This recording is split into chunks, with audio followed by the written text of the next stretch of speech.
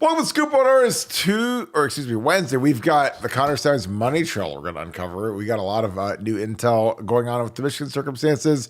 They are through the two hard practices of the week, Tuesday, Wednesday. Minnesota is the last obstacle standing before the Ohio State Michigan game. We're going to get into all that, break it all down. Who do you hold? Who do you play? It's a little tougher. It's senior day, so are some seniors going to strap it up to get one last shot in the shoe? We're going to get into all that, but as always, if you guys have super chats, super chats are automatically answered first in every single one of our episodes. So if you have a question you're dying to know about, ask a super chat, and we will stop the show and answer it for you, much like Touch Tunes at your local bar or wherever you go to. If you want to hear a song, you pay a little bit of money. If you want to get an answer, do a super chat. We appreciate you as always. If you enjoy this content, leave us a like.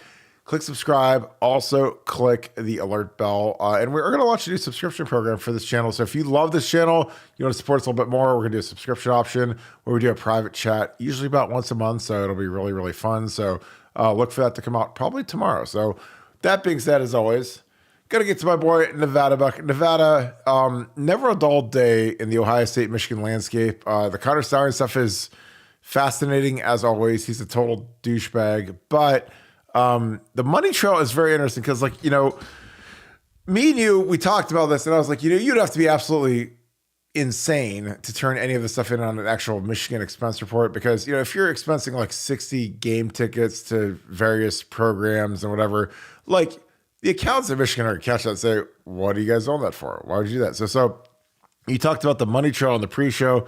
What is the money trail looking like for Connor Stalions in Michigan right now?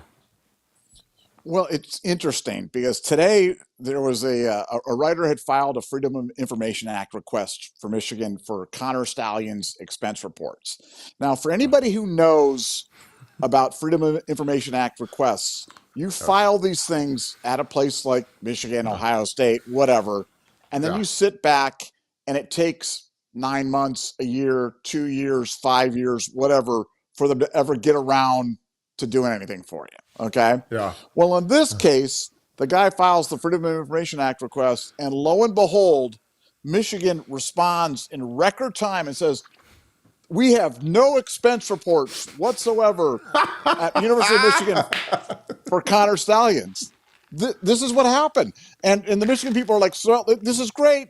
See, there's no expense reports. And it's like, Tim, that's indication of guilt. Okay, guys, this guy works at your place. He is buying tickets to games. He is sending people across the world to go to these games. Lots and lots of people, including the pedophile that was working for you there. And he doesn't file an expense report. What, he's funding this out of his pocket? He's like, but anybody who's bought tickets knows how expensive these games are. He's making $55,000 a year, and he's funding this operation out of his pocket. No, he's not. So it brings up a couple of different, well, there's about 3 different things all happening here at once. The first one is, how about Michigan fulfilling this Freedom of Information Act requested within 3 weeks? That is just like the greatest thing ever. That's just super awesome. Just say we're guilty. Just say it. Say it out loud. We're guilty. I mean, come on. Like nobody does that. And so that was their idea. I like to do this. It's like you watch these true crime shows where this guy, like, they go out there and he goes and he murders his ex-wife, and then but he shut off his phone, so his phone's always on. Phone's on 24 hours a day, 360 a day. And then he flips his phone off for like the 14 hours when he like took the bus back to Birmingham and then killed his wife and then drove back. And it's like, well, wait a second. Why did you turn your phone off for 14 hours? It's like sometimes absence of something is evidence of guilt. Well, in this case, absence of any expense report from Connor Stalions, dude, it shows that they were funneling the money via boosters, via the vacuum cleaner repair LLC, through other things. And then, but the expense report stuff isn't done yet, because what's going to happen on the expense reports is when somebody gets inquisitive enough and when this thing comes out, what you'll see is expense reports from the other dorks in the athletic department, like the pedophile and stuff like that, for reimbursements for like driving to South Bend or driving to the Purdue game or driving to the Michigan State game or whatever it is. So they'll have filed expense reports, but Connor Stalions, the master, didn't file any expense report at all during his time at Michigan. And to me, that's like the biggest smoking gun of Eddie, that they were up to no good. Well, I mean, like, here's the thing. If you are an intern, you don't get like to file expense reports. Like, I mean, like if you're like an unpaid Geppetto, like this guy, it's like 55 grand in college football is basically like you're almost unpaid.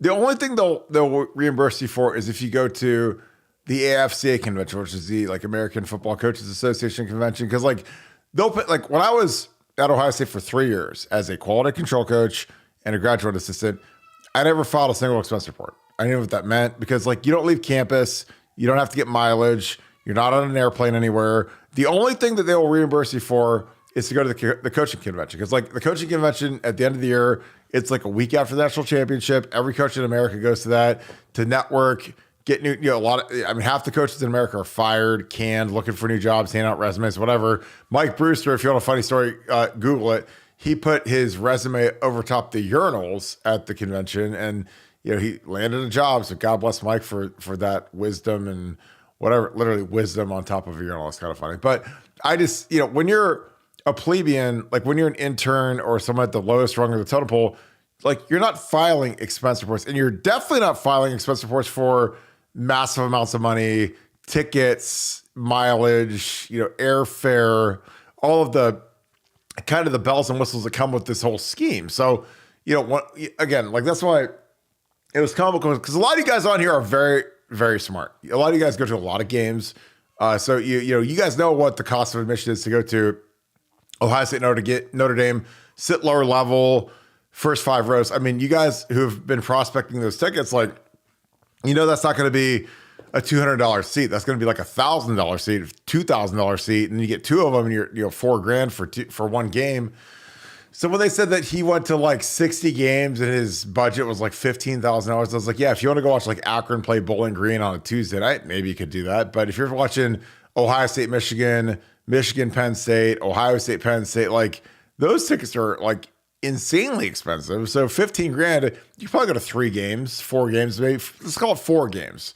So call it, 3,000 a ticket, the mileage. If you get a hotel, if you want to nut it up and drive to State College from Ann Arbor and just drive both ways, I get it. But I mean, you're probably going to want to spend the night because that's a long trip. But, that's why I thought it was preposterous when they showed how small the budget was for this operation. Because I was like, this is $100,000 operation if it's $1. And they're like, oh, it was only $15,000 out of pocket. And I'm like, there's going to be a donor somewhere who met this guy. And the guy's like, hey, get this, like wink, wink, not judge. I can go pick their signals and a little bit of scratch to get these tickets done. Can you help me? But if we get these, we're going to win all of our games. And some donors like, ooh, we can beat Ohio State finally. Ooh, what do we got to do? Are we going to go to 8 Ohio State games? 6 are at home, 2 are on the road. Me and my little Geppetto buddies are going to be out there with our little magic pads, like writing down the signals and taking videos and stuff. So again, I think that the scope of it was hilarious that they tried to claim 15,000, but Nevada, me and you, we both knew there's no expense reports going to be filed for this. Again, I mean, these guys are really stupid, but they're not like that stupid. But what do you think is the next step on this? Because I think there's going to be donors implicated. I think it's going to get nasty. But what are your thoughts? Yeah, well, I think that there is definitely a story here emerging right below the surface on the money trail in terms of how this was funded. We saw initial things on it on his public Venmo in terms of the number of times that Jay Harbaugh was emerging there buying T-shirts from Connor Stalions was amazing. Jay Harbaugh must be one of those like T-shirt, there's like sneakerheads that have like walls of sneakers and stuff like that.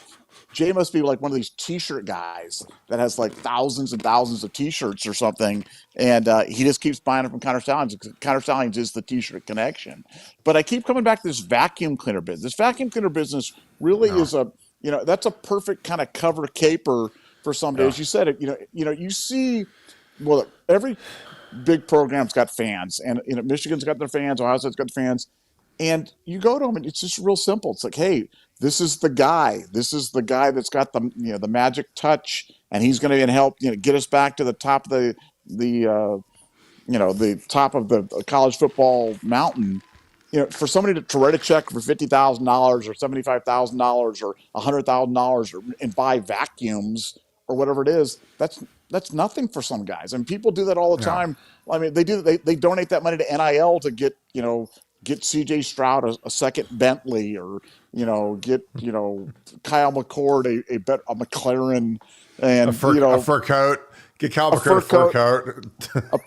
a purple fur coat or something like that. I mean, we donate that stuff all the time. So like, to win, to have a chance to beat your rival, to kind of go through. I mean, of course, I think it's easy. You need a cover. You need a way to kind of funnel that money.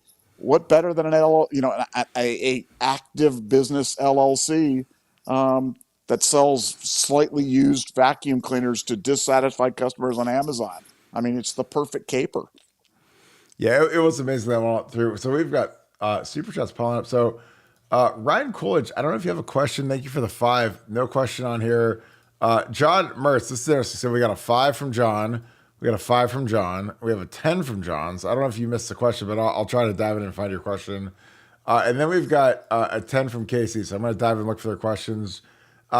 Great show. Appreciate you, Casey. You're on here every night, so you're the best. Your top 3 Buckeye quarterbacks in order. I think we get the good coach day.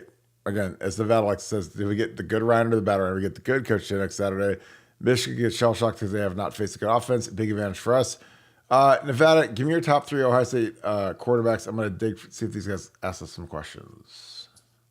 My top 3 Ohio State quarterbacks of all time are Justin Fields, number 1, Troy Smith, number 2, and then I'm going to go in the Wayback Machine, and I'm going to go to Rex Kern. I'm going to go to Rex Kern as my number 3 quarterback of all time, primarily based upon the strength of all those guys being Wolverine killers and beating Michigan. That's why I can't have CJ Stroud in there in my top 3, just because look, he was cheated. It was unfair. Stuff happened. But anybody who doesn't have a win against Michigan just can't be in the Pan thing. Just can't be in the top 3. And that's not an insult. That's just, I mean, Troy Smith haunts Michigan's dreams, and Justin Fields could have hung 100 on that. Legitimately could have hung 100 on him had they not tapped out of that game. So, and Rex Kern, obviously, 68, 70. We'll forgive him the 69 debacle. But yeah, those are my top 3. What about yourself? You're going to have Troy Smith on top, aren't you? Of course. How could I not? Like, Troy gave me everything. Like, I mean, my whole career is based on Troy Smith. I mean, I got 3 pairs of gold pants because of Troy Smith, not because of, if we had the other guy playing, we wouldn't have won any of the games. I would have been 1-3 instead of 4-0. So, of course, Troy's number 1, Wolverine killer. Again, Troy pays the ultimate price because Ted broke his leg, didn't play great against Florida. So he gets beat down more than any human being in history. Similar to JT Barrett. JT lost against, Clemson, Iowa. So he pays a penance despite the fact that he whooped Michigan every year. He won a national championship, even though he had a broken leg on the scooter. But, I mean, he would have won that against Bama and Oregon just as easy as Cardell would have. And so JT's my number 2. And, again, you guys can say, well, what about CJ? What about Justin? Whatever. I'm like, well, I don't care. And turn this up real loud in the volume meter. I don't care about the NFL. It doesn't matter to me at all. We're talking about the best players at Ohio State. So, like when you ask who are the best running backs in Ohio State history, I'm saying Ezekiel Elliott, Archie Griffin. Arch had a nice career in the NFL, but he wasn't a first ballot Hall of Famer in Canton or anything. But, you go down to the pantheon of the best players in Ohio State history, like Archie's right at the top. So I'm going Troy, JT, and then I'm going to go Justin because Justin beat Michigan. Again, this is not hating on CJ Stroud. A lot of people are like, oh, you're a hater. You love Quinn Ewers. Any of the other stupid arguments. So I'm like, here's the deal. You have to beat Michigan. You have to. You go into against Michigan. I don't care if the defense is the worst defense in history. Your receivers drop all the balls. The O-line can't block Aiden Hutchinson. You got to beat Michigan. At the end of the day, like Troy Smith, like when it was all, nut cutting time, go watch that 05 drive. Go watch 06. In 06, our defense gave up 39 points. And, we were like a top 3 or 4 defense in the country. And we hadn't played anybody all year, but we played Michigan, who had a super legit offense with Manningham, Chad Henne, Jake Long, Mike Hart, Adrian Arrington. Super legit offense. They gave up 39. and Troy figured out a way to get 42 so we could win. So, at the end of the day, it's like you can make excuses and say, oh, well, if he had a defense or whatever, but, CJ had to score 50 last year. He didn't do it, and we lost. And CJ's probably going to be the NFL MVP this year. He's probably going to make $80 million on his next extension, but he's 0-2 against Michigan. And again, I'm not dogging CJ, but, the thing about Bill Parcells, he has a great saying, you are what your record says you are. And, if you're 0-2 against Michigan, even if we gave up 8,000 points last year and Georgia gave 8,000 points, like, you got to figure out a way to, like, score more points than they do. So those are my three. I'm going Troy, JT, Justin Fields. John, appreciate you, brother. Hello, Kurt. Oh, I like this. Fellow Perry grad, my man, from the class of 76. Appreciate you, my man. Since College Stalions can't be on sidelines, could he or one of his proteges be in the press box with binoculars, reeling the info down their heads? Now, that would be extremely ballsy. That'd be insanely ballsy. I don't think that Michigan would risk having him or any of his cohorts relay anything. But what are your thoughts on that, Nevada? Appreciate you, my man. Thank you, John.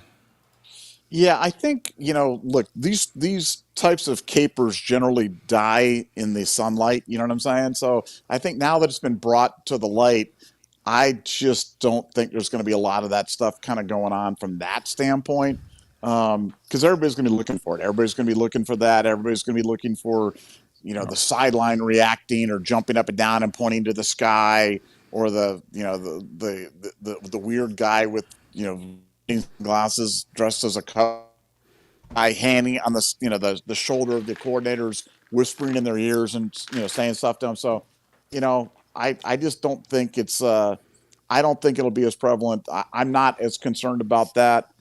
I think for Michigan it's going to be hard because, man, they've been addicted to this for 2 years, over 2 years of getting that information, and now they've got to call a game differently when they don't have that information, and it's going to affect some things. It's going to be tough for them. And this Ohio State, I'm telling you right now, and I am ready to go on record with this, and you guys can whatever. But this Ohio State team is not going to be denied, and they're not going to be denied up in Ann Arbor. This is a special group. This is a special team, and they're gonna win. I'm telling you right now, they're going to win. So you're saying this is a team of destiny, is what you're saying, basically. I've been saying that for a while. You've been saying that for a while. I've been saying it's been 6 weeks. We've been saying that. Yeah. I'm like, it's like it has that smell, that look, the amount of doubt, like the amount of disbelief in the community, even locally. Locally people are like, oh, there's no way they can beat Notre Dame. Oh, there's no way they can beat Penn State. Oh, Michigan. Oh, the big bad Wolverines. I'm like, dude, have you watched them? Like, take the maize and blue like sunglasses off and watch Michigan's tape. Their tackles stink. Their left tackle is a fat turd, giant marshmallow puff. And if they don't have Jim Harbaugh, they've got Fat Albert, Sharon Moore out there coaching. I'm like, Ryan should eat that guy's lunch, and they don't get to steal the plays. Again, that's the hard part. It's like when you're a coordinator and you have to call the entire game based upon some intern stealing the signs, and that's the only thing that makes you good. Like when they take that away, it's like you're like butt naked over the tightrope in the Grand Canyon. And I don't know, man. It's tricky. Like, there's some guys that can match wits in the middle of the game versus a coordinator. But if you're cheating the whole time and then they take that away, it's almost like you defray your ability to do it. Again, I always go back to Gold. You go watch the best James Bond movie of all time, Goldfinger, when he's in Miami and he's playing cards and the little chick's looking down through the binoculars saying, oh, we're playing gin, and she's like naming off all the dude's cards because he's like sitting right in the direction of the binoculars. And then James Bond all of a sudden like clicks the little microphone and takes the things from him. And Goldfinger's sitting there is like, oh my God, I don't know what to do. He throws a thing in, and the dude's like, oh, it must be my lucky day, gin. And that's what it's like. All of a sudden you think you're sweet, and then you've been cheating the whole time. The game's over. The music stops, and you're gonna pay a heavy price. And I think Michigan's about to pay a heavy price because, again, they haven't played anybody like Ohio State. Penn State, as cute as they are, they're like a C tier girl at the club in Vegas that has to wait in line. And Ohio State is the girl that doesn't have to wait in line and cuts the line and knows the owner and goes to the front table next to the DJ. Penn State waits in line. They probably stay at Treasure Island. They probably stay at the buffet. And that ain't Ohio State. Ohio State's that S tier, top of the line type person. And Michigan ain't seen that yet. Another super chat. I'm gonna get into this. And I'll throw it to you, Nevada. Chief Araka, great name. Do you think OSU has fixed a slow offensive start issue and we get good Ryan and Mercedes McCord these last two games? Nevada, do we get good Ryan? Again, I love the fact that you've coined good Ryan, bad Ryan, and people are picking up on that. And do we get Mercedes McCord or do we get like Accord, Honda, Accord, McCord, Accord the last two games? I mean, look, I thought last week was I thought that was Ryan Day's best called game of the year, in my opinion. And you forget the second half. The second half was irrelevant. It was all about the first half and kind of getting things going. And, we all knew that the second half was just, let's get out of this without getting injured. But he called an almost perfect half of football. I expect that to continue. I think Ryan Day's kind of figured out with it. We did not have an offensive identity at the beginning of the year, and I think we all knew that. It was palpable. We could watch the games and kind of go, "What is this off? What is our scheme? What's our plan? What are we trying to do here?" And I couldn't really come up with a coherent answer to that. But now, I think we know what kind of offense we are. They started to really. They love to give that eye candy and that misdirection and the pulling guards going this way and the orbit motion going that way and guys coming across this and doing that. They love that stuff right now. And I think it fits McCord's eye, and I think that's why he had his best half of football in the first half. He's been notoriously a slow starter, been a strong finisher, been clutch, all throughout the season it's been clutch. But now starting to put it all together. So now I think we're going to get good Ryan and Mercedes McCord the last two games and on into the college football playoff. You think we end up the 1 seed? I don't think it's relevant. It doesn't matter. Yeah. To me, it's just get it. Just have a chip in a chair, man. Just be in. Just make the playoff. I mean, if you make the playoff, you have a chance. We saw last year. You got in the playoff. We came within a field goal, winning the national championship. So just get into the playoff by any means necessary. And I'll take our chances on a neutral field against any team in college football this year for sure. This year, like I said, I think whether the 1 seed, the 2 seed, the 3 seed, the 4 seed, it's irrelevant. Nobody's going to want to play Ohio State come playoff time. Absolutely no one, and for good reason. Yeah, I totally agree. I think that the real candidates to get in are obviously like Oregon, Washington, Georgia, Bama, us, Michigan. Texas, I think is out. I mean, there's only about 5, 6, 7 teams that realistically could get in, and I don't know who I'd be scared of, honestly. I mean, Oregon beat us a couple of years ago, but are they tough enough to stand in the trenches against us after they lost to Washington? Washington's not that great.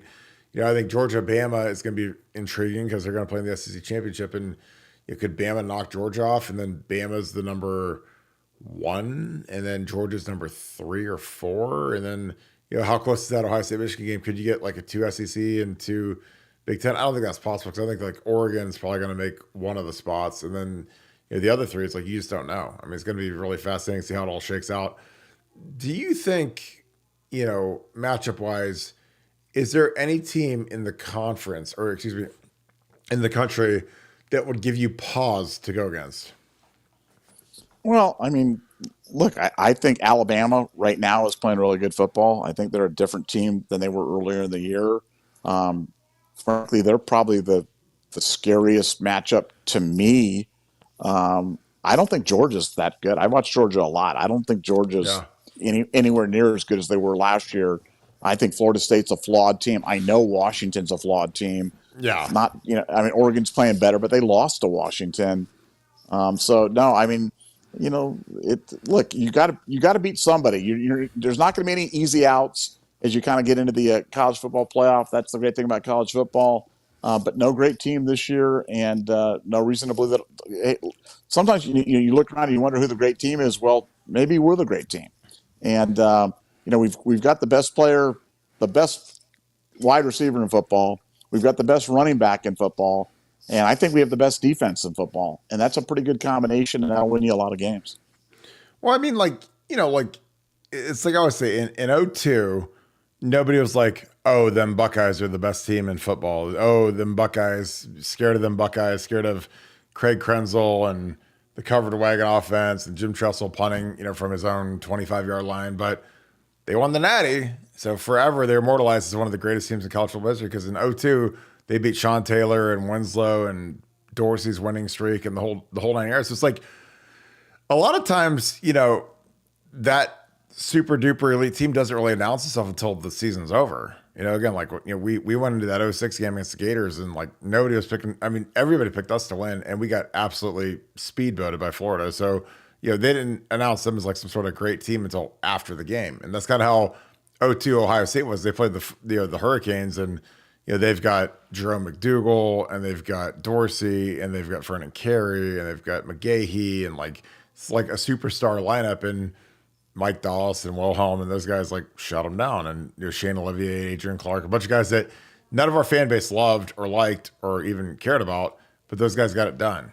So again, at the end of the day, I think unless there's some supernova team out there like that 19 LSU team, when you look back at it, they had Justin Jefferson, Jamar Chase, and Joe Burrow. It's like I don't know how anybody came within 50 of those guys, but that's why they blew out Clemson in that championship game. But when there's not a supernova team out there and it's all kind of equal, it's kind of like let's get on an equal field, let the foot hit the ball, and let's see how it all shakes out. Because I think that us against anybody this year, we have a puncher's chance. Because I think we have the best player in the country in Marvin. Our quarterback is improving. I mean, honestly, in terms of the top schools in the country, like that could make the playoffs, like if you look at Kyle versus the quarterback from Bama, Georgia, Michigan, whoever, like I don't see that like there's some humongous gap where it's like, oh, they've got some Heisman winner, number one overall pick type quarterback. I mean, all these teams kind of have like also ran quarterbacks. The Milrow kid from Bama got benched for the idiot that played at Notre Dame last year, like week 2.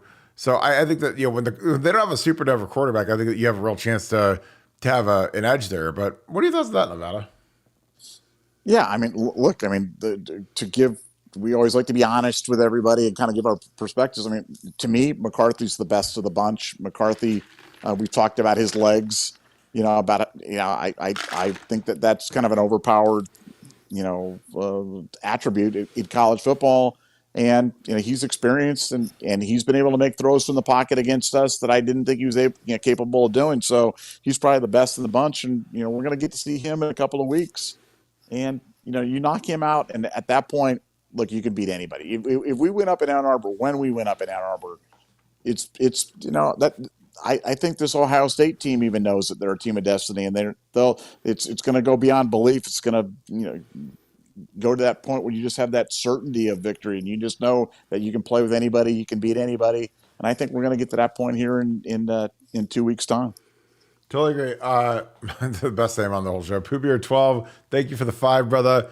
Come, Buckeye Scoop, come for the football site. Safe for Kirk, smiles and metaphors. Well, I'm smiling. I got a new puppy tonight, so I'm really excited about tonight. So I got a little girl dog named her Storm. She's gotten from Denver, so I've been smiling ear to ear all day. So I can't wait to to finish up the show with you guys to go kick it with her. John, I appreciate you, my man. He says, oops, Kirk, not Kurt.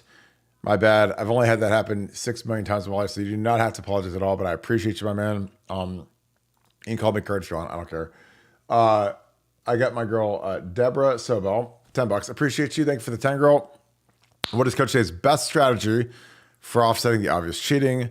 Could that still be an issue? Nevada, I'll take this first just because I've lived it. You could do a short huddle. You could do a wristband with numbers for the plays. Again, you could have the quarterback come to the sideline, get the play, and go recite it at the huddle.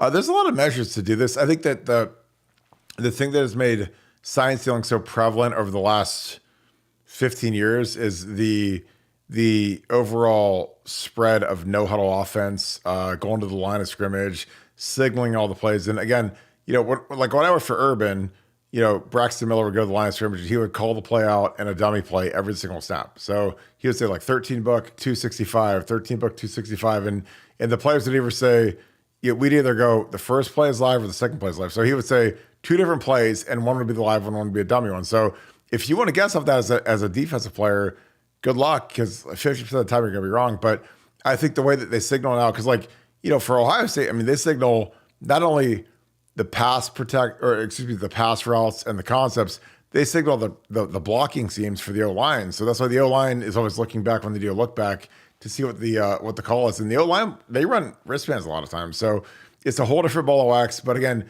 without the no huddle, like in the olden days, when we used to huddle before plays, it was a lot harder to pick signs because you could change the wristbands out and change the numbers that were attached to the plays, which is what Tressel did against Michigan. We would change at halftime. Every skill guy would get fresh wristbands. That was like a big deal for the GAs and the young guys. Make sure you get everyone's wristbands for the first half. They throw it in the trash can, and you hand them the new wristband. But what are your thoughts on that, Nevada? Well, I think the biggest difference this year is going to be we've basically been in bowl prep mode for Michigan now for this will be 3 weeks that we go into them because of the advantage of having a Michigan State and Minnesota before the Michigan game. So, this gives us a chance to really kind of, unwind everything that we've been doing, really self-scout, really break the tendencies, change your signals, change how you get information into both the offense and the defense. But no, it's because let's face it, we had no chance to lose to Michigan State last week, and we have no chance to lose to Minnesota this week. And that's not being disrespectful to the opponents. That's not overlooking anybody. That's just a fact. Michigan, on the other hand, has got to go to Maryland. And I know they're not very good, and I know there's stuff, but I am telling you, I think that's going to be a bigger tussle than people might think. Michigan's feasted on beating up on overmatched teams. It'll be really interesting to see how they come out, how they play, if they can maintain that dominance on the road. After going to Penn State last week, Ohio State next week.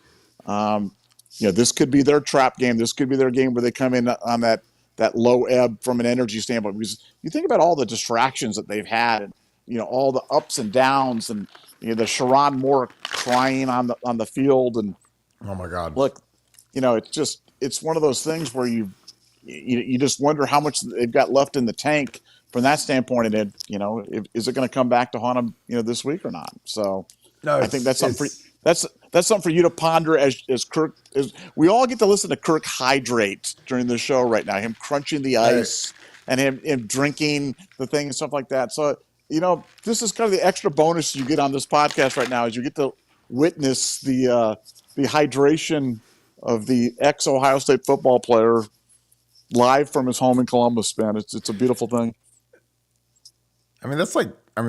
That's good coffee, though. I'm telling you this is the Mariah. She gets a triple, 2 sugar-free vanillas, extra heavy cream, 3/4, and 3 shots of espresso. So it's like this thing will keep you wired for sound. Call that the Mariah. They know what that is. All right, we got some more super chats. Appreciate you guys. Thank you guys for keeping me caffeinated as always.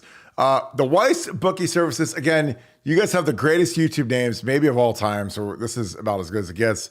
I enjoy your live streams, honest and informed.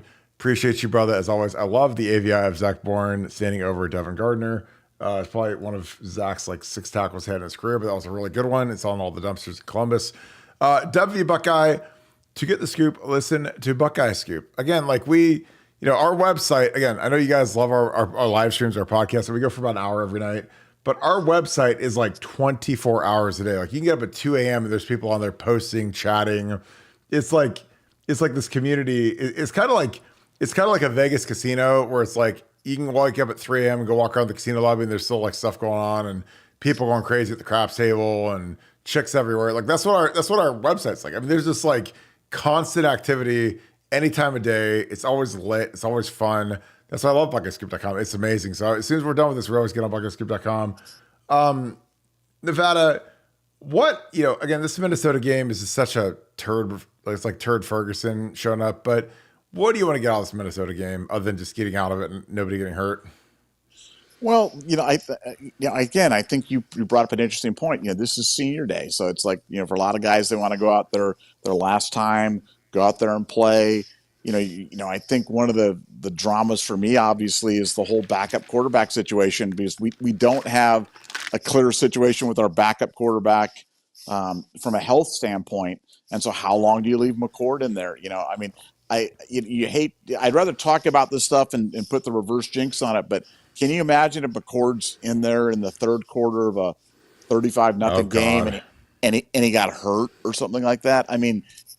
I think we'd burn down the stadium or something. So, Ryan's got it's a delicate dance for him in terms of wanting to get those guys out there that want to get their last last time in the shoe, get a chance to go out there and do their thing.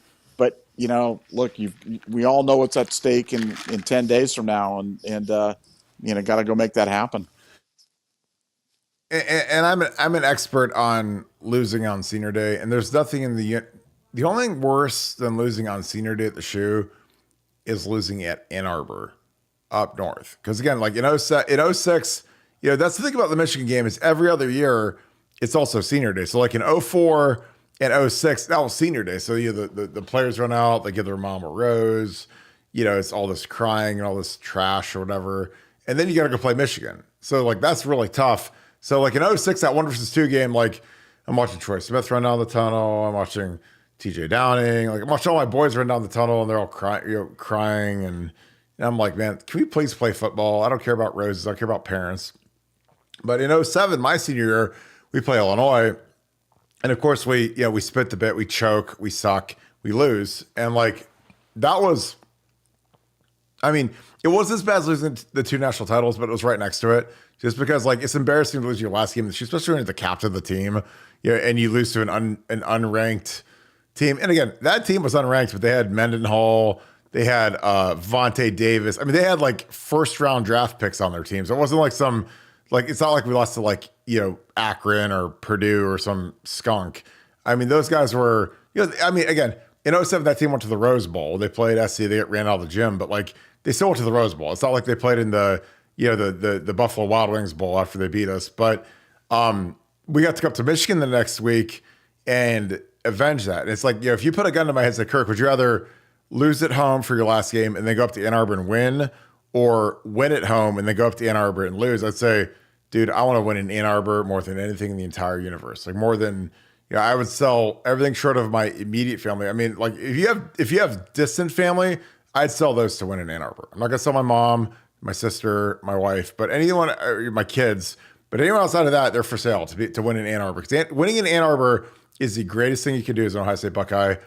Because if you don't do that, you're not going to the Natty. And again, obviously, I lost 2 national championship games, but like those ones in Ann Arbor, after living and growing up in the '90s, when I watched my heroes go up there and get murdered, basically, was the greatest feeling in the world. Especially in 07, because I was a captain. And I was the only old guy there because like they had Jake Long and Henny and Hart. They had all these guys that started 4 games. And then on the other sideline, it's just me. I'm the only four game starter that was back because Teddy went pro and Gonzo went pro. Obviously, Troy was a 5th-year senior, so he was gone. Pitt went pro. Antonio Pittman went pro. So in 07, it was like, the last of the Mohicans going up there because I was the only old guy that was left and there was a bunch of young guys. And we went up there and whooped them thanks to Beanie and our defense being dominant and Vernon Golson, Cam Hayward. But it was such a joy to ruin Michigan's senior day that I can't even like describe how great it felt. And it still makes me happy. And it gives me a lot of pause because with this year's team, with tremendous adversity, which is getting, curb stomped 2 years ago up there and getting curb stomped last year by Michigan, with that tremendous adversity, they have tremendous opportunity to do something great, which is win in Ann Arbor this year. And I'm telling you, like, I say that, you guys are sitting home on the couch, and watching the game. Like, it's different when you play in it because you go up there and win that one. You get to remember that one forever. They can take a lot of stuff away from you. They can say, oh, you lost. CJ Stroud lost too, and you lost. But if you're Cade Stover, Eichenberg, some of these guys, and you get to go up there and win, it's the great deodorant stick that erases all of the stink from the last 2 years. And again, these guys have been beaten to death about getting smoked by Michigan 2 years in a row. And again, I don't care if Connor Stalions is cheating. I don't care if Jim Harbaugh's got khakis with, turd stains down the middle. Like, you got to go beat those guys. Even if they're cheating, if they're lying, whatever, like, you got to go win that one. Like, you got to figure out a way to do it. And again, the coaching staff's got to figure it out. They can't be, if you're scared, go buy a dog. I just bought a dog this week. So go buy a big dog and take them up there.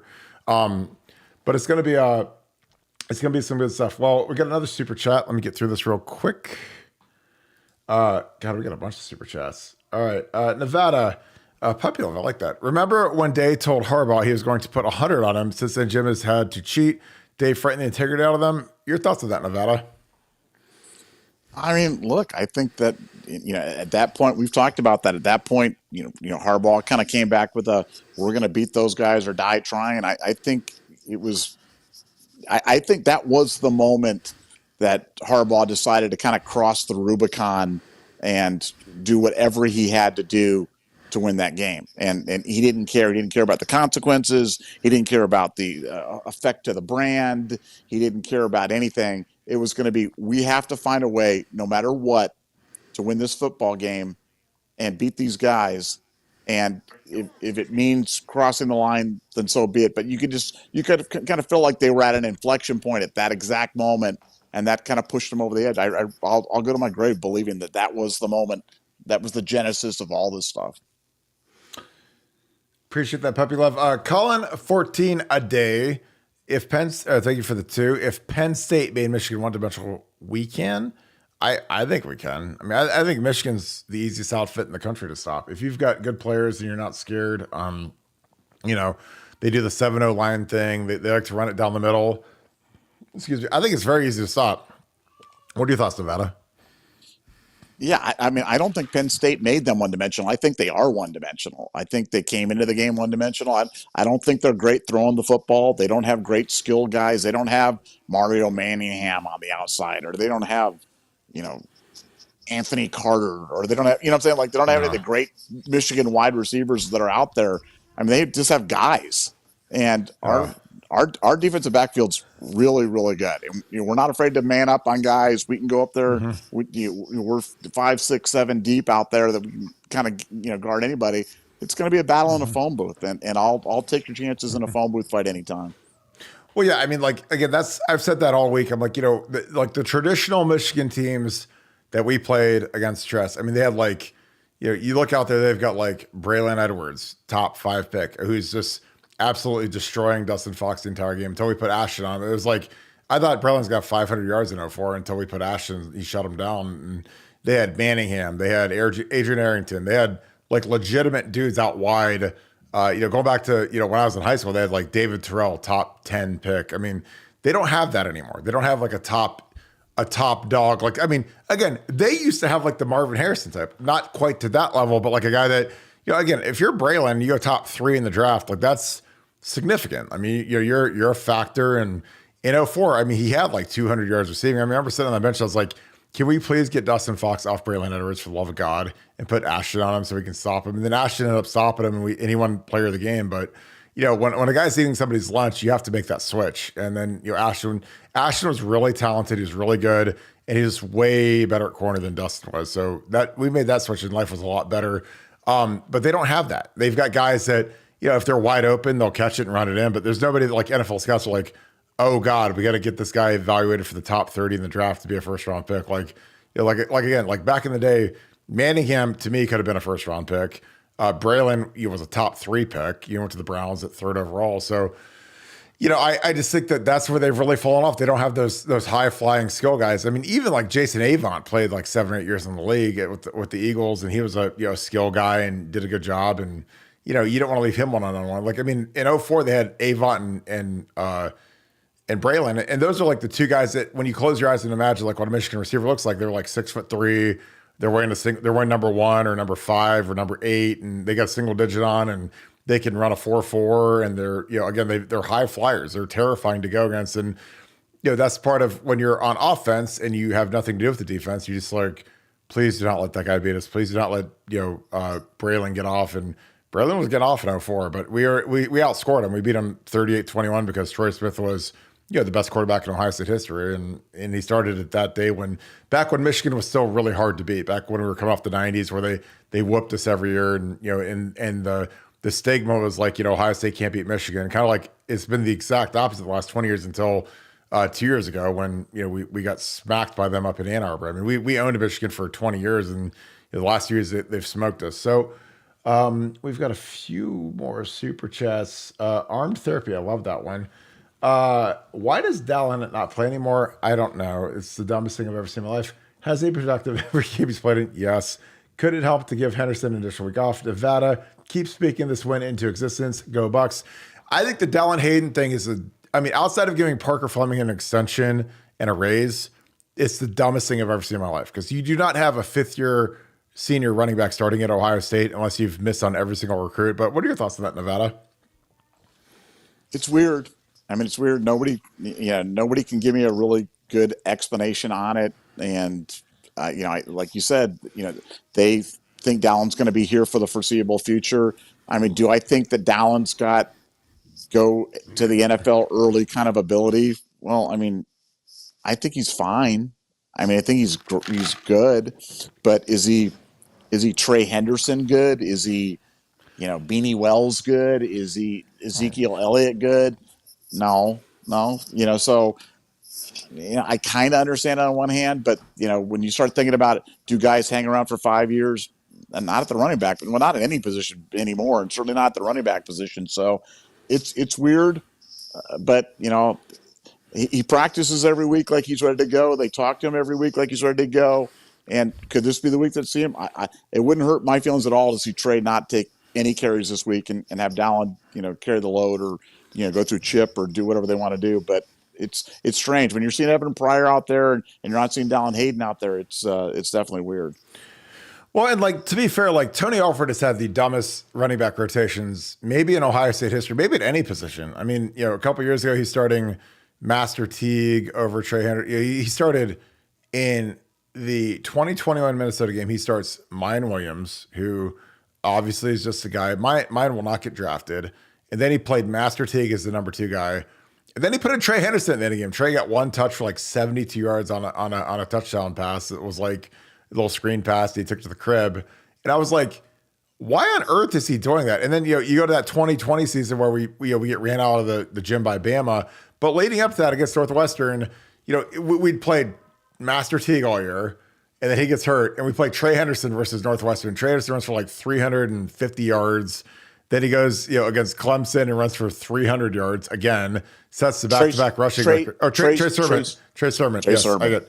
So it's a Trey. So if you want to have a running back and haven't played Ohio State, name him Trey. So it's Trey Sermon, not Henderson. I apologize for that. But for 2 straight years, he picked guys that were substantially worse than the obvious feature backs. And again, the one that was hard about 2020 is we got really good reports from inside practice. We always have great sources from inside the Woody Hayes and inside practice at Watch Practice. And I had guys telling me, look, I know whatever you hear, whatever Ryan says or Tony Alford or Donald Duck, whoever's sitting at the podium and says all this stupid stuff to the media, the best running back we have is Trey Sermon by far. He's like Alvin Kamara.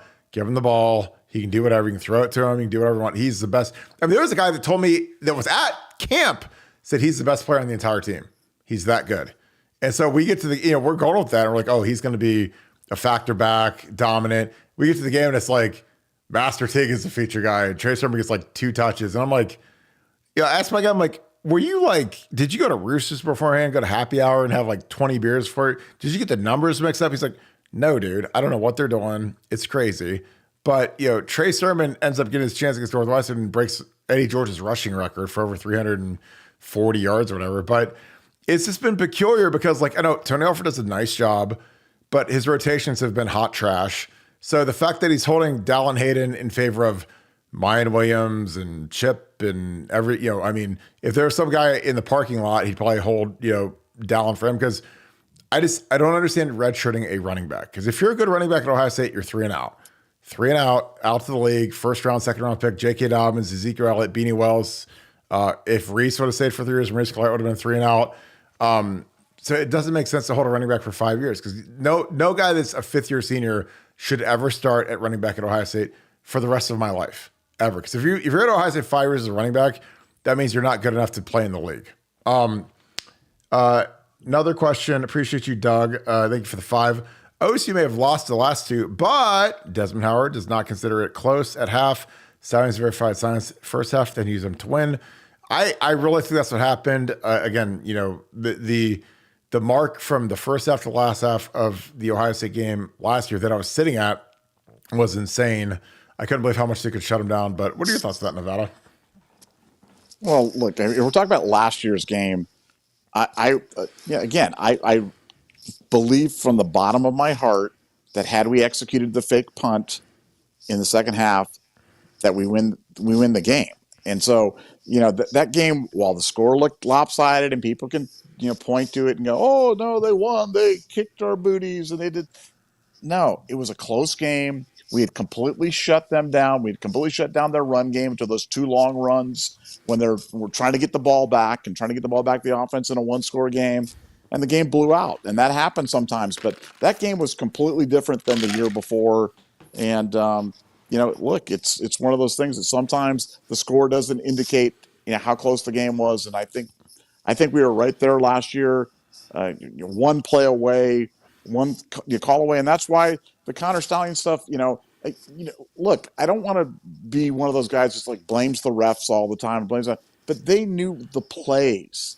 They knew what plays were going to be coming. Oh. They were calling them out in real time, and in every football game, it comes down to 1 play, 2 plays, 3 plays, 4 plays that determine the game. And in this case, they had a huge advantage knowing what was going on. So, look, it was a weird one.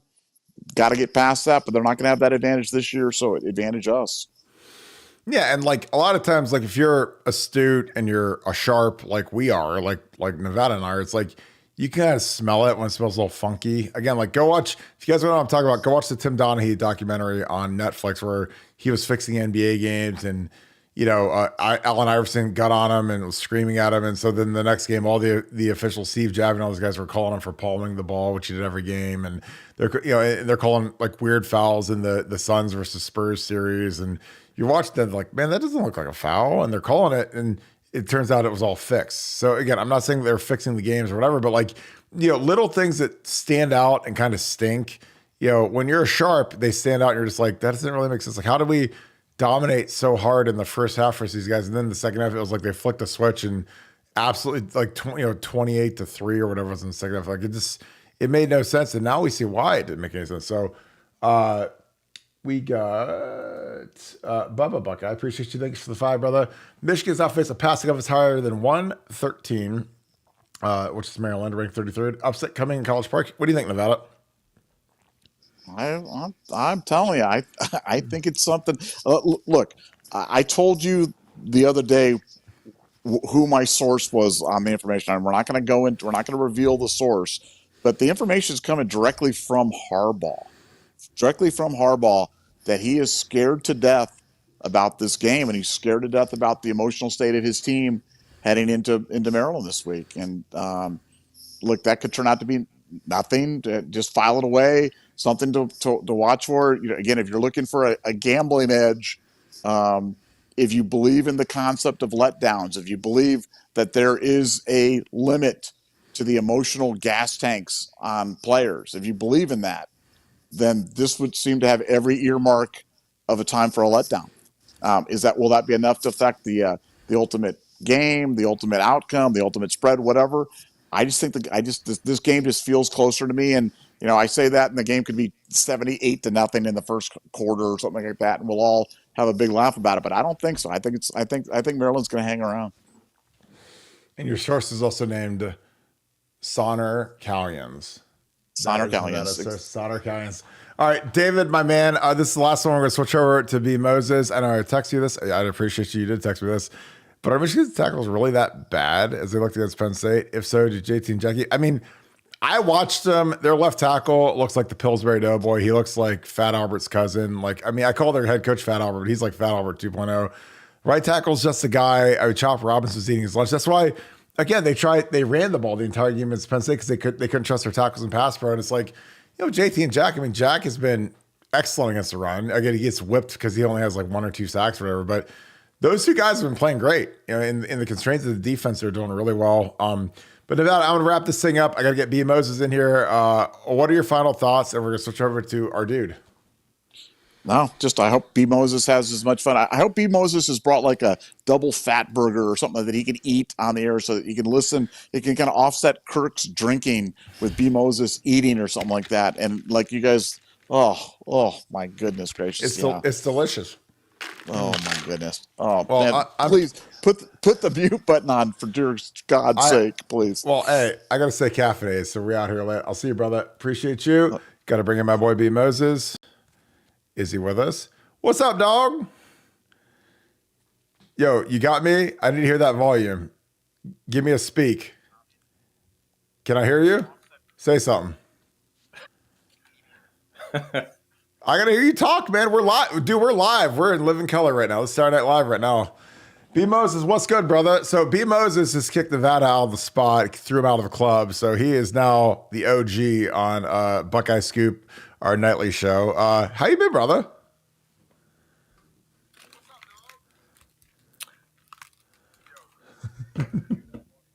Hold on. Hold on real quick. Get your ears on, dog. All right, there you go. We're Can you hear me? live. Yeah, we're live, dude. Let's go. Can you hear me? Yeah? All right, cool. Let's do it. We're live, bro. You're already on. What's up? I was just listening to you in Nevada talking about me eating to balance out your drinking. Well, sir. Hey, man, I've been drinking this coffee. This is a good stuff, man. This Starbucks. I mean, I got my girl Mariah. It's the Mariah from Yogi. Shout out Mariah. So it's good stuff. So what do you think about this week? Maryland, again, a lot of people they're not really sweating Maryland and Michigan, but I think that's a lot tougher than obviously we're playing Minnesota, who's like they're a dead gopher against us. But what do you think about that Michigan Maryland game? Because there's some people talking about the passing offense. They got Talia throwing it versus Michigan's defense that hasn't really been tested against the air. But what do you make of that game? Yeah, I mean, at the beginning of the year, I was actually looking at that like, man, Scum finally has to go to Maryland the game before they play. It seems like every other year we had to do that. We had to play Maryland right before playing Scum. So I was actually excited about that. But you mentioned about a week ago talking about how Maryland, like they're doing their typical fizzle out. And so I'm like, how much of a test are they really going to give them? But I mean, Loxley might have something for him, man. At Maryland, just make it tough. I don't expect them to beat Scum, but I want a dogfight. I want a close dogfight that just makes them a little nervous before going into the game.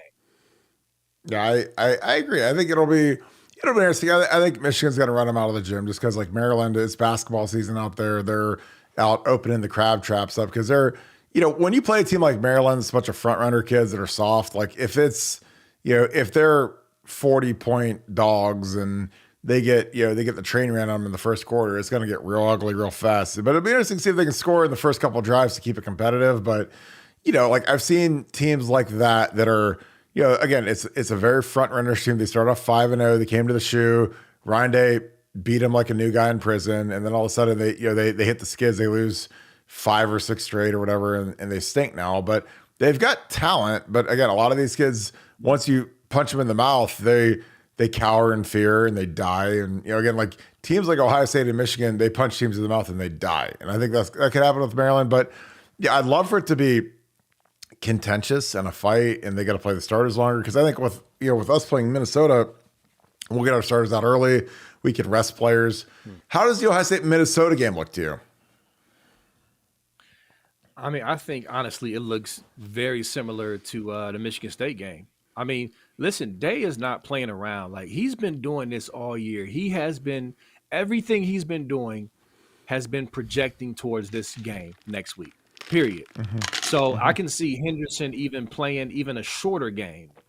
Henderson playing a few series, nothing too crazy, and it's train them. Get up 21-0, and it's train them time. You know what I mean? Like it's all about this Scum game. So I think it's going to be a 35-38-0 or 38-6, whatever type game with our backups maybe giving up a couple field goals. But that's it, man. Like it's all about getting them, getting up, getting the backups in, and getting ready for Scum. Period. Yeah. So I'm already. Listen, I'm gonna be honest with you. I hate to say it like this because I always tell y'all to appreciate every game, but I'm ready for this Scum game, man. I'm ready for this Minnesota game to be over with. Just get up big and be done so we can move on and get ready for this game. Totally agree with it. Got super chat, Dave Mathis. Appreciate the 5, brother. I think the UGA fake punt didn't go as planned because they admitted to the media they're planning to fake punt versus UM. Your thoughts? I think that it didn't go as planned because we have a terrible special teams coordinator and we had 12 guys on the field, so they had to call timeout. And then we didn't run it twice. Again, against Michigan, we had the perfect look twice and we miscommunicated. Again, our special teams are literally as bad as there is in America. It's not just because of like coverage units and that type of thing, but like we have to like waste timeouts because we don't have the right guys in on the field, which is totally unacceptable. I mean, we do substitution like as a team on Friday when the pregame, walkthrough, you do substitution review for every special teams unit. You say, all right, punt team. And then all 11 guys run out for punt team. They say, okay, Brandon Moses out. Okay, Curtis Grant's. Okay, Kirk Barton's out. Okay, Ryan Shazier's in. So like you have like a substitution review. It's not just your starters, but the backups, they all run in. They physically high five each other so that physically you know who you're subbing for. So you do that for punt team, punt return, kickoff, kick return, field goal block. So there's this, there's a synergy when, okay, Brandon Moses sprained his ankle and he's the R5 running down on kickoff. Well, I'm the backup R5. So Brandon Moses sprained his ankle. He's out for the game. Kirk, you are the new R5. The R5 is the guy right next to the kicker. R5 is the guy closest to the middle of the field, runs down, splits the wedge. And I will know, well, B. Moses is in the medical tent, so that's me now. I don't need anyone to come tell me. But even still, the special teams coordinator and the strength coach assigned to that should be saying, hey, Kirk, Brandon Moses is down. You're in the game now. Make sure that you're in when we kick it off because you're going to be the R5. So, like, everything should be crystal clear. That's what drives me crazy. I'm like, look, with Urban, if you did that kind of stuff, man, you'd be, packing your bags and eating at the food at the shelter. If you're missing stuff like subs, I mean, it's one thing if a player doesn't perform and a guy doesn't get his stuff right, and he's and again, the kids aren't robots; they're gonna make mistakes, But as long as it's not effort and it's just a technical thing, you can fix like a technique thing. But you can't fix substitutions like guys not subbing in, guys not knowing when to go in. That's on the coach. And again, like in the real world, those guys get fired. When you're at Ohio State and you've got 1,000 coaches that would, sell their souls to work there and be a special teams coordinator, like there's a lot of guys that want that job. So you can't, like, it's completely unacceptable, but that's kind of is what it is. And, it rears its ugly head when it happens versus Michigan and Georgia, because when you need it the most, the special teams give us the least. Your thoughts on that, B. Moses? Yeah. Yeah, no doubt. You're right. It's not like guys can't punt it well or they can't block it well. It's like stupid little mental mistakes or miscommunication. How many times are we going to have Day at the podium being asked questions about special teams? Say, yep, it's just a miscommunication. That's absolutely coaching. Like, how does Mirko not know that he should have not taken off on that play? Like, we all understand football 101, special teams 101. There's a certain read, there's a certain level of liberty that the punter has to take off if they see something on the defense. But that was not the time. Clearly, we could all see that. So what are you doing? What is going on? That's definitely on Parker Fleming, and I'll be shocked if Parker is at minimum placed elsewhere if he's not fired completely. Yeah, I mean, that was the confusing because they gave him an extension. So, I mean, if you fire him after this year, he's going to have another year for 100 G or for 50 G or 500 Gs, excuse me. But yeah, it's just weird because, like, I've never heard of a punter having the autonomy to just run. I mean, that's insanity because, like, I mean, he didn't have anybody blocking for him. It's like, oh, if you overload to the right, you can go sprint off to the left and try to hit the corner and convert it. But, like, that's crazy. Like, when you're playing a team that stinks and you give them some life like we did, like we did with Rutgers, like that is absolute, it's criminal. I mean, you don't need to give those guys any life. We got another super chat. Jim Saunders, appreciate you, brother. Comment on the picture taking U of M does on Stalions during games. Such crap. I've always been skeptical, and here's the thing. I might be crazy, but I'm not crazy because I've lived it. Of a lot of the credentialed photographers. I don't know what they're always looking at. I don't know what their super zoom lenses are, but I know when I worked with Jim Tressel, I know after we beat Michigan in 2010, we had people send us like superimposed photos of his play sheet. And this isn't like him holding it out like this. I mean, this is like him walking with it, and somebody snapped photos of it and they had like a ultra lens, and it was like crystal clear 4K-ish image quality where you could see the entire play sheet. And he was walking on the sideline with it. He wasn't holding it up. It wasn't still. But they were snapping him so many times that he's like, hey, you might want to put something on the back of your play sheet that doesn't say, what are the calls on empty and 2-point conversion and, like things like that, 2-minute drill, because he had all of his plays on there. And like, I remember he showed that in our team meeting. He's like, look, this is the kind of stuff we deal with where this is why we're such a wristbands out, because, he wasn't like holding it up against his face. Again, you see those guys that are in the NFL and they've got it up against their face like this, they're covering their lips and stuff. Like, he was just walking along with it swinging, and somebody saw everything. Yeah, I mean, and again, it was crystal clear. I mean, he showed it to the whole staff and they passed it around. I was like, that's amazing. So, again, my thing with Connor Stalions is like, look, these idiot credentialed guys get on the sideline with their sports lenses that are like 5 feet long, and they could take a photo of a mosquito's, butt cheek, and they get these play sheets and they get a lot of this stuff. I mean, it's just not that hard to do it. Like if you really want to coordinate, if you're Connor Stalions, say, hey, I got my friend, he's a credentialed photo guy. He's going to go to every Ohio State game. He's going to work for Sports Illustrated. He's a national guy.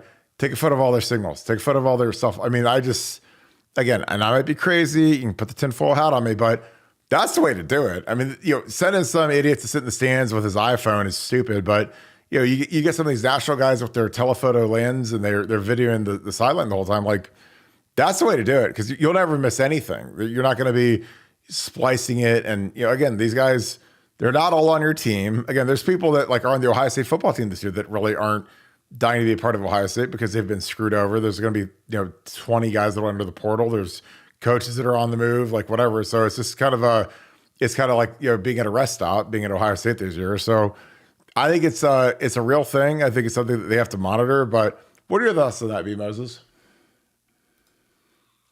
Yeah, I mean, I think with this whole situation, everything's going to be examined a lot deeper, because let's be honest, we've got prominent figures in the media, ex-football players, etc., who really don't know the extent of what goes on behind the scenes with the sign stealing and the difference in the rules, the actual rules.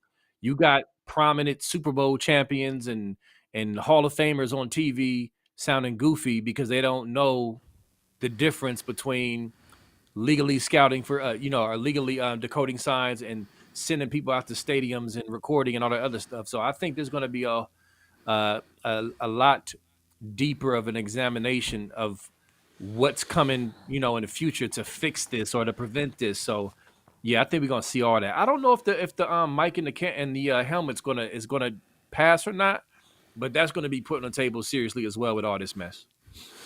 Well, I think the problem with that is like, in the National Football League, a lot of the quarterbacks are mic'd up and so is the middle linebacker. And, the difference between that and college is like in the NFL, like both sides huddle.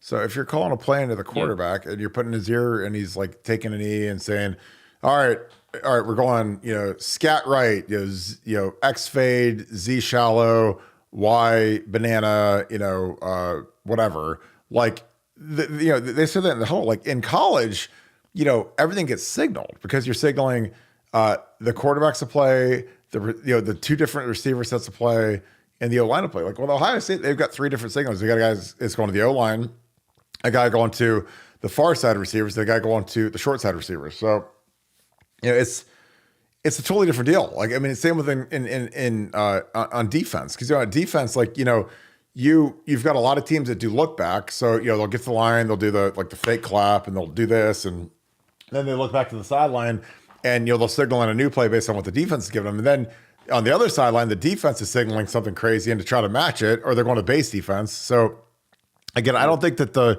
in college the microphone's not going to help because it's not like they're just going to like tell the linebacker or the quarterback, hey, here's the play, and then they have to like tell everybody. Like it's too slow. Yeah. If I'm saying, hey linebacker, check to hands cover 4.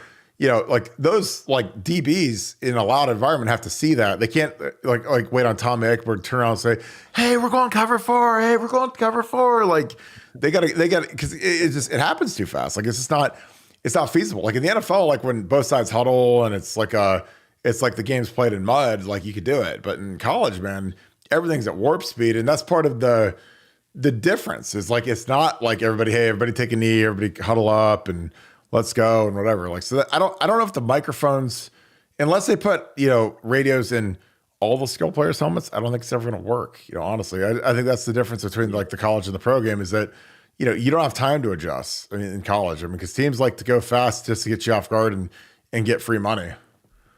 Get more super chats. Yeah, I feel you.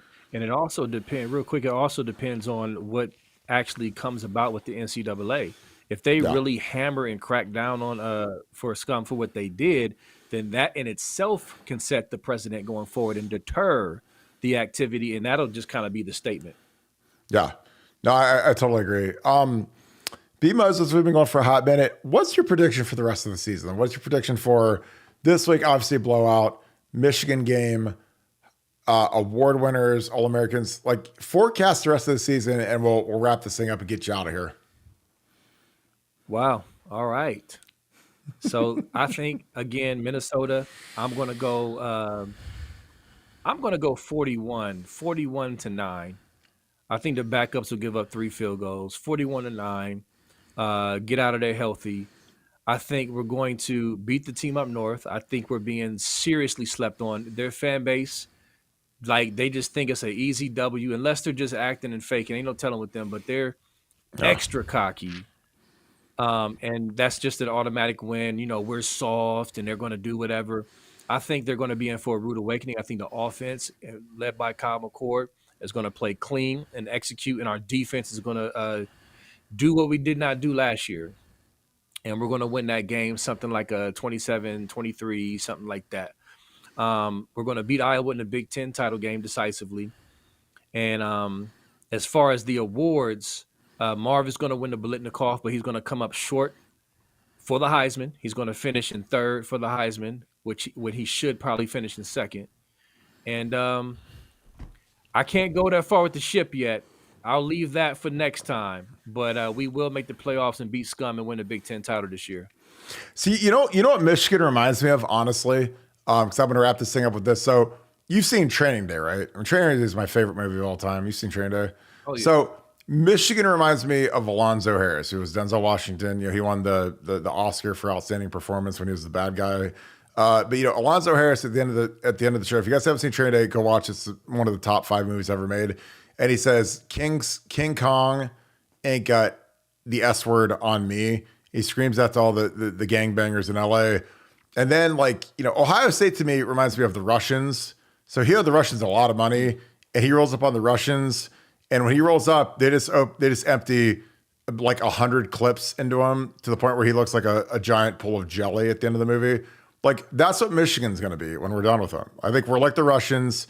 Michigan's like Alonzo Harris. They can talk a lot. King Kong ain't got nothing on me. You guys got to be, you know, playing basketball in Pelican Bay. Like, that's what Michigan's like. And then, like, we're the Russians. We roll up, we open the vans up, we empty the banana clips, and it's just like a giant pool of Smucker's jelly of blood and death and defeat, which is what Alonzo was. So, and Alonzo talked a good game, but when the Russians rolled up and they didn't have his money, he was Smucker's jelly laying on the boot. So, any final thoughts, B-Mos? Appreciate you, brother.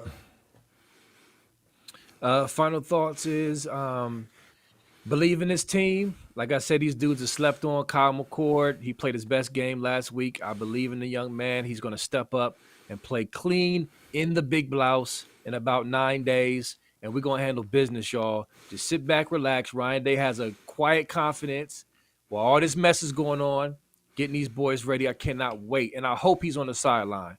Hairball, that is. Oh, I do too, man. It's not like I don't want us to have to beat Fat Albert. I want us to beat Hairball. Like beating Fat Albert ain't the same as beating Hairball with his weird mentality. But like I don't need Fat Albert crying on the sidelines. I want Jim Harbaugh there, so there ain't no asterisks, there ain't no question marks, there ain't nothing. So, well, I appreciate you, brother. We're gonna lock this thing down. As always, thank you guys for tuning in and kicking it with us. Fantastic show. Thank you for all the super chats. Again, the super chats are always answered first, so thank you guys. With that being said, if you enjoyed this episode, please leave us a like, click subscribe, also click that little alert bell. Again, these are so fun to do. We appreciate you guys. We had Nevada B Moses tonight, so we'll be cooking tomorrow. Probably have a couple more guests on, so tune in about 7 o'clock tomorrow. We will be kicking it with you guys, so we appreciate you as always. Thank you so much, Buckeye Nation. Thank you, Skip family. I'm going to talk to you guys tomorrow. Go Bucks.